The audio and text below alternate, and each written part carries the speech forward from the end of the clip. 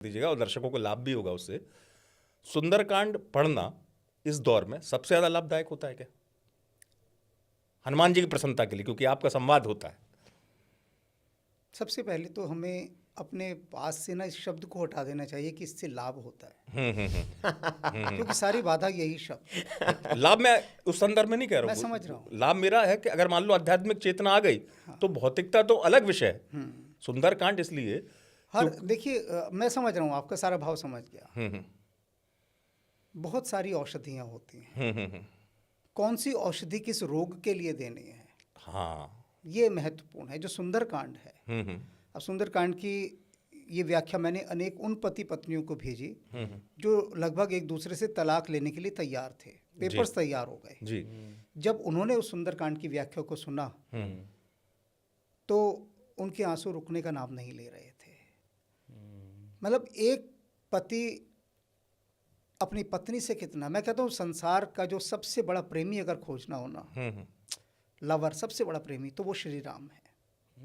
राम से बड़ा अनन्य प्रेमी आपको ढूंढे नहीं मिलेगा। पूरी धरती का इतिहास आप खोज लाइए, पूरी धरती का खोज लाइए। लोग हैरान होते सुन के। मैंने कहा ये बात हनुमान जी ने मुझे बताई जब वो सीता जी से मिलने गए वहाँ पर। तब आके उन्होंने मुझसे कहा कि जानते हो ईशान, जो सबसे बड़ा प्रेमी है इस संसार में अपनी पत्नी का, वो राम से अधिक कोई है ही नहीं। तो मैंने कहा जी कैसे?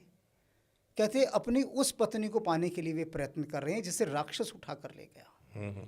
रावण इस बात से बड़ा आश्चर्यचकित था कि राम को सीता क्यों चाहिए। मैं इतने राजाओं की, देवताओं तक की स्त्रियों का हरण करके लाया, जिसका हरण, जिस स्त्री का हरण रावण एक बार कर ले कोई मुड़ के नहीं देखता। और अगर मैं कहूं भी कि तू ले जा तो कहे कि महाराज अब मैं नहीं ले सकता, अब ये स्त्री मुझे नहीं चाहिए। और स्त्री ने भी कभी जाने की इच्छा प्रकट नहीं की, कभी भी, जिनको हरण करके रावण ले आया था, क्योंकि समाज स्वीकार नहीं करता। रावण कितनी बार ये सोचता है उस समय कि राम दूसरा विवाह क्यों नहीं कर लेता, राजा है, राजकुमार है, इतनी स्त्रियां मिलेंगी उसे, सीता के क्यों पीछे पड़ गया है वो, उसका मैं हरण कर लाया। और वो तो मतलब राम का प्रेम देखिए सीता के प्रति, कि जिस तरह से वो उनके वियोग में विलाप कर रहे हैं, संसार को ये दिखाई नहीं देता कितना अनन्य प्रेम है उनका सीता के प्रति, कितना अनन्य प्रेम।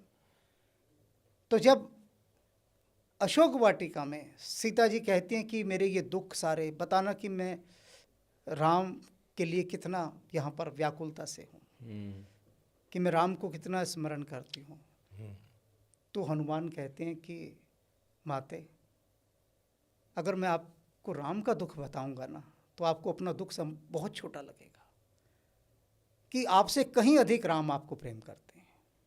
मैंने राम को निकटता से देखा है, निकट बैठ के देखा है, अनुभव किया है कि किस प्रकार वो आपको याद करके अश्रु बहा रहे हैं। उन पर्वतों की उन ऊंचाइयों पर मैं देखता हूँ वो घंटों बैठे नदी को देखते रहते हैं, एक टक, और प्रतीक्षा करते हैं कि कब सुग्रीव आएगा, कब इस काम को हम आगे बढ़ाएंगे। और निरंतर मैं अनुभव करता हूँ वो आपको ही स्मरण कर करके अश्रुपात करते हैं।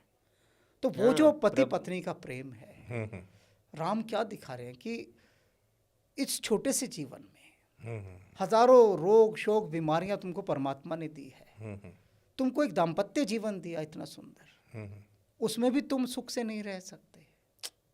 किस कारण से? अहंकार के कारण से, और कोई कारण नहीं। इस अहंकार के चलते तुम पति पत्नी के साथ इतना द्वेष रखते हो, आपस में एक दूसरे के साथ। और उधर देखो प्रभु श्री राम को, जब से सीता का हरण हुआ तब से सीता के अतिरिक्त कुछ दिखाई ही नहीं दे रहा। कितने अथक प्रयास किए, मैंने तो सब देखे हैं साक्षात, कितने अथक प्रयास। तो उन प्रयासों को देखा जाए, उन भावों को देखा जाए, तो यही रहेगा कि अपनी पत्नी के प्रति बड़े सम्मान के साथ उसका पूजन करना चाहिए, और पत्नी का भी अपने पति का। क्योंकि जब ये भाव आएगा, जब तक गृहस्थी के अंदर एक भक्ति भाव का तादात्म्य नहीं स्थापित होगा, तुम पति पत्नी तो एक दूसरे के साथ सुख से रह नहीं पाते, एक दूसरे का सम्मान नहीं कर पाते। तुम परमात्मा की बातें करते हो, अपने परिवार में तो तुम प्रेम और सौहार्द पैदा नहीं कर पा रहे, तुम परमात्मा की बात करते हो। पहले इन छोटी छोटी सी तलैयाओं को, इन छोटे छोटे से तालाबों को, इनको तो तैर के पार कर लो, और तुम महासागर को पार करना चाहते हो।